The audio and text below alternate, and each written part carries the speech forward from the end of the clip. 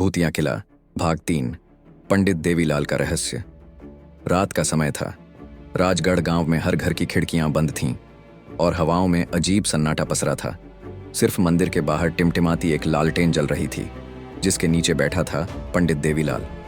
उसकी सफ़ेद दाढ़ी पर पीली रोशनी पड़ रही थी और उसकी आंखें किसी गहरे डर में डूबी हुई लग रही थीं।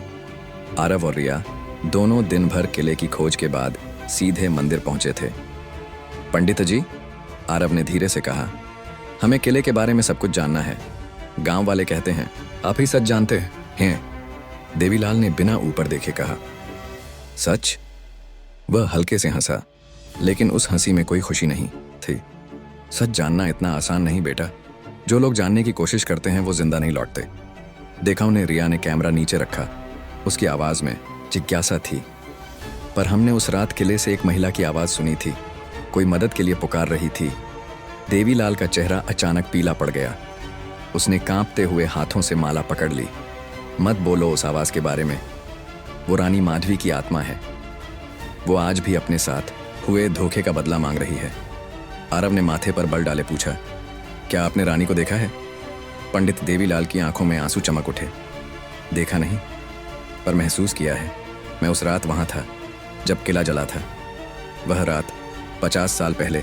मैं तब जवान था, देवीलाल ने कहना शुरू किया। राजा वीरेंद्र सिंह के दरबार में राजपुरोहित के रूप में सेवा करता था। राजा वीरेंद्र एक साहसी और कठोर राजा थे, पर दिल में शक का झर भर चुका था। उन्हें लगता था कि रानी माधवी का झुकाव किसी सैनिक की ओर है, एक साधारण आदमी जिसका नाम अर्जुन सेन था। रिया ने पूछा, क्या सच में रानी का रिश्ता था उससे? देवीलाल ने धीरे से सिर हिलाया। नहीं, वो रिश्ता नहीं था, बल्कि विश्वास था। अर्जुन सिंह ने युद्ध में रानी की जान बचाई थी, बस इतना ही। लेकिन राजा का शक पागलपन बन गया।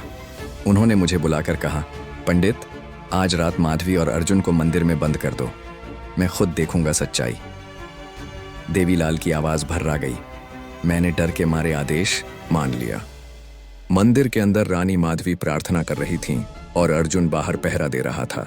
तभी राजा तलवार लेकर पहुंचे और वहीं सब खत्म हो गया। आग लगी, लोग भागे और पूरा किला जल उठा। रानी की चीख आज भी मेरे कानों में गूंजती है। आरव ने धीरे से कहा, आप उस रात बच गए कैसे? देवीलाल ने सिर झुका लिया। क्योंकि मैं कायर था बेटा। मैंने रानी को बचाने की कोशिश नहीं की। मैंने मंदिर का दरवाजा बाहर से बंद कर दिया था ताकि राजा का शक पूरा हो सके, और तब से मैं इस श्राप में जी रहा हूं। किले के बाद राजगढ़ गांव पर अजीब घटनाएं होने लगीं, देवीलाल बोला। लोग रात में किले से आती सिसकियां सुनते, मवेशी गायब हो जाते, और हर साल उस दिन जब किला जला था किसी न किसी की मौत होती है। रिया ने धीरे से कहा, मतलब रानी का श्राप अब भी जिंदा है? देवीलाल ने गहरी सांस ली। हाँ, और जब तक कोई सच्चाई दुनिया के सामने नहीं लाता, ये आत्माएं चैन नहीं पाएंगी। मैंने कई बार किले में पूजा करने की कोशिश की, लेकिन जैसे ही अंदर जाता हूं, कोई अदृश्य शक्ति मुझे बाहर फेंक देती है। शायद वो मुझे माफ नहीं कर सकती। आरव ने दृढ़ता से कहा, पंडित जी, अब बहुत हो गया। अगर आपने पाप किया है तो प्रायश्चित का भी वक्त आ गया है। हम कल रात किले में चलेंगे, आप हमारे साथ आइएगा। देवीलाल के चेहरे पर भय और शांति का मिला जुला भाव आया। वो बोला, शायद यही मेरा अंत है, लेकिन अगर इससे रानी की आत्मा को मुक्ति मिल जाए तो मैं तैयार हूं। रात का अंत। जब आरव और रिया मंदिर से निकले, हवा अचानक ठंडी हो गई। देवीलाल अब अकेला बैठा था, हाथ में वही माला, आंखें आसमान की ओर। उसने बुदबुदाया, माधवी, मैं आ रहा हूं, मुझे माफ कर दो। और उसी क्षण मंदिर के दीपक की लौ कांपी, जैसे किसी ने उसे छुआ हो। दूर किले की दिशा में लाल रोशनी की झलक दिखी। रिया ने पलटकर देखा। आरव, क्या तुमने वो देखा? आरव ने हाँ में सिर हिलाया। किले की खिड़कियों में जैसे कोई परछाई हिल रही थी। शायद कोई उनका इंतजार कर रहा था। रात पूरी तरह उतर चुकी थी। आसमान में बादल गरज रहे थे और ठंडी हवाएं पहाड़ी पर पड़े सूखे पत्तों को उड़ा रही थीं। राजगढ़ गांव के किनारे खड़ा कैलाशगढ़ किला अब भी वैसा ही वीरान था। टूटी दीवारें, जली हुई छतें और उन पर बैठी चमगादड़ें जो हर कदम की आहट पर पंख फड़फड़ाती। आरव, रिया और पंडित देवीलाल हाथों में लालटेन लिए धीरे धीरे किले के फाटक के पास पहुंचे। देवीलाल के पैर कांप रहे थे, लेकिन उसकी आंखों में एक अजीब सी शांति थी। 50 साल बाद मैं फिर यहां आया हूं, वह बुदबुदाया। शायद अब पाप का भार हल्का हो जाएगा। किले का प्रवेश द्वार जैसे ही उन्होंने भारी लोहे का दरवाजा खोला, अंदर से ठंडी हवा का झोंका आया, इतना ठंडा कि रिया के हाथ सुन्न हो गए। आरव ने टॉर्च ऑन की, पर रोशनी कुछ ही मीटर तक पहुंची। सामने पुराने सिंहासन का हॉल था, दीवारों पर जले हुए चित्र और बीच में एक टूटी हुई तलवार। देवीलाल ने कहा, यहीं राजा वीरेंद्र सिंह बैठते थे, यहीं से सब शुरू हुआ था। फिर उसने कांपते हाथों से मंत्र पढ़ना शुरू किया।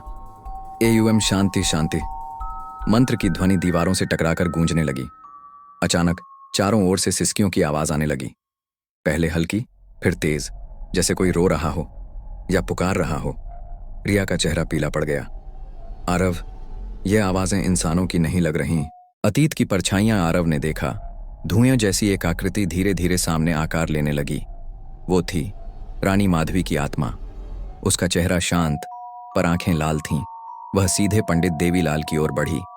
देवीलाल जमीन पर गिर पड़ा, दोनों हाथ जोड़ दिए। मुझे माफ कर दो महारानी, मैंने डर के मारे तुम्हें धोखा दिया। मैं ही था जिसने मंदिर का दरवाजा बंद किया था। रानी की आत्मा के चारों ओर हल्की नीली लौ उठने लगी। वह बोली, सच बताने में 50 साल लगा। दिए पंडित, क्या तुम जानते हो मेरी आत्मा क्यों भटक रही है? देवीलाल रोते हुए बोला, क्योंकि तुम्हारा अन्याय हुआ। राजा ने तुम्हें बिना दोष मारे दिया। रानी ने धीरे से सिर झुकाया। नहीं पंडित, क्योंकि राजा खुद सच नहीं जान पाया। अर्जुन मेरी रक्षा कर रहा था, धोखा नहीं दे रहा था। लेकिन जब उसने तलवार उठाई, राजा ने उसे देशद्रोही कहकर मार दिया और फिर खुद को भीजला डाला। रिया और आरव दोनों स्तब्ध थे। मतलब राजा की आत्मा भी यही है? आरव ने पूछा।